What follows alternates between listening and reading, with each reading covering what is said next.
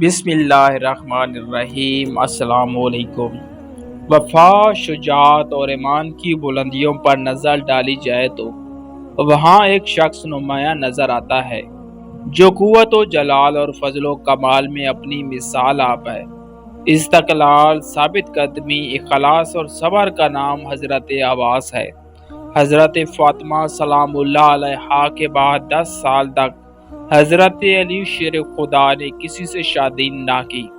پھر ایک دن لوگوں کے اصرار پر حضرت علی نے حضرت عقیل کو بلایا اور فرمایا، میرے ساتھ شادی کے لیے ایک نیک، پاک باز اور بہادر خاتون کی تلاش کرے۔ بس کچھ ہی عرصے بعد شجاعت کے لیے مشہور قبیلے کی لڑکی کے ساتھ آپ کا نکاح ہو گیا، جن کا نام بھی فاطمہ ہی تھا۔ بعد میں یہ ام البنین کے نام سے مشہور ہوئی۔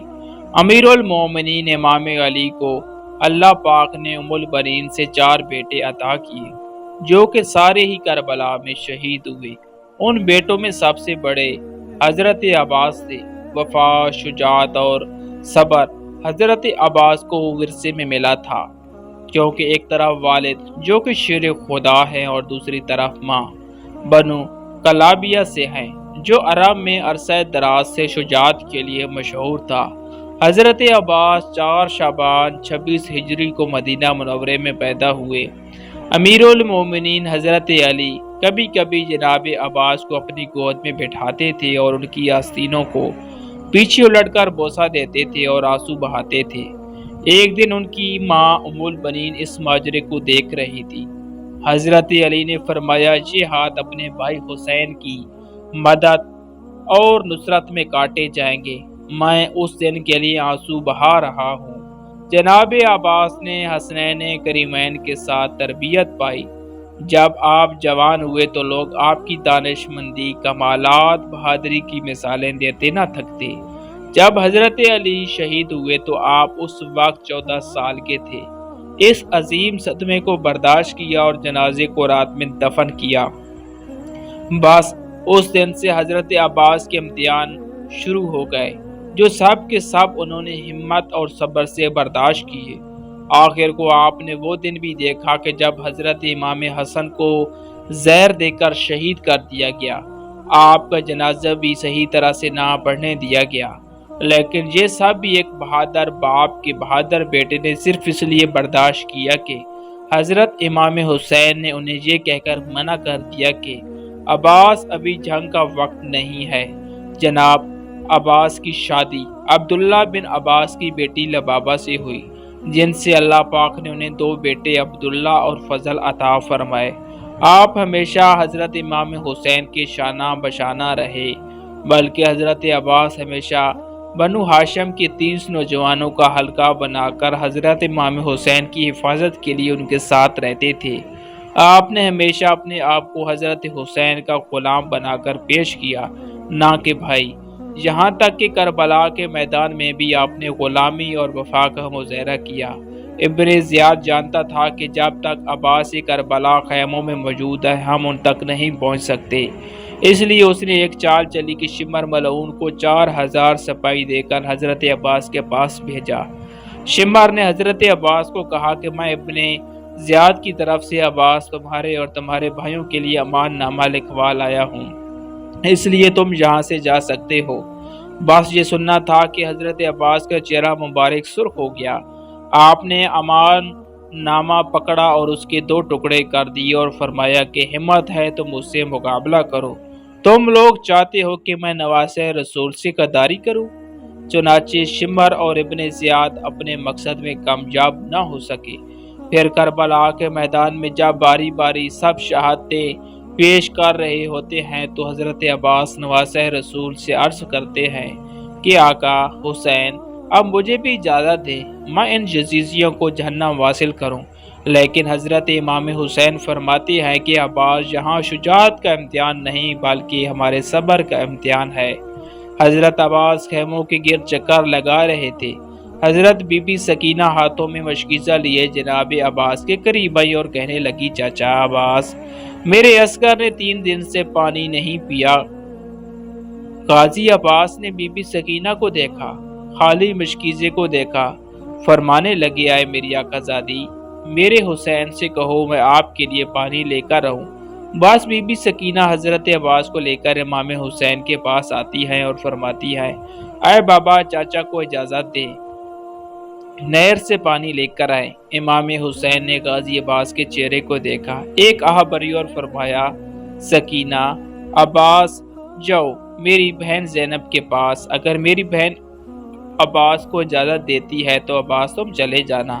حضرت عباس اور معصوم سکینہ بی بی حضرت زینب کے خیمے کے قریب آتی ہے۔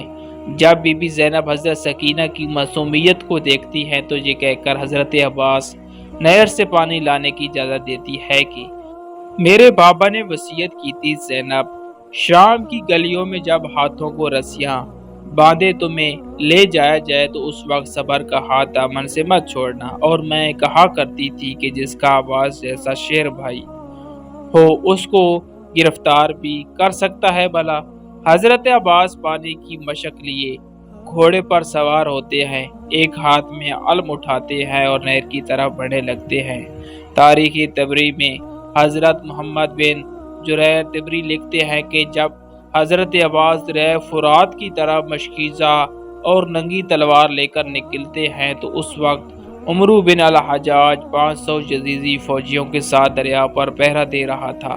کربلا کا تپتا صحرا ہے، سورج اپنی آب و تاب سے چمک رہا ہے۔ جب پہرےداروں نے ایک شاہ سوار کو ننگی تلوار کے ساتھ آتے دیکھا تو فوج میں ہلچل مچ گئی۔ تاریخ گواہ ہے کہ حضرت عباس نے 133 یزیدیوں کو چیر ڈالا اور دریا پر پہنچ گئے۔ باقی فوجی امداد لینے کے لیے اپنے کیمپوں میں بھاگ گئے۔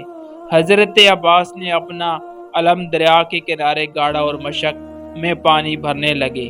مشق کو بھرنے کے بعد آپ نے خود پانی پینے کے لیے چلو بھرا اور پھر یہ سوچ کر پانی گرا دیا کہ میرے آقا حسین اور ان کی آل کب سے پیاسی ہے، اور اللہ اکبر دوستو ہے کوئی عباس سے وفادار شخص اس دنیا میں؟